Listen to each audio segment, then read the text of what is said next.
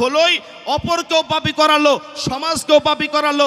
নবী তারপরে বলেন গায়ক গায়িকাকে নিয়ে তারা গান করবে। ওই যে দেখতে পান না মেলা পঞ্চরাসগুলা হয়, আমি তো অবাক হয়ে যাই মুসলমান এলাকায় গানের বাজনা হয় কি করে।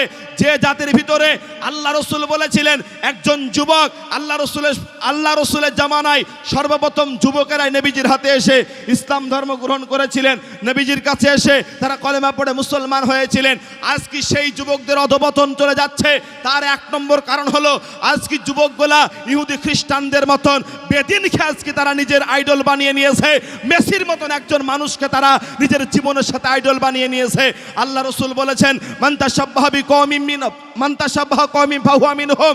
আল্লাহ রসুল বলেছেন পৃথিবীতে যে যাকে অনুসরণ করবে তার সাথে তার কিয়ামতের ময়দান হাসর হবে। সম্মানিত উপস্থিতি, আপনার হাসর যদি হয়, আপনার হাসর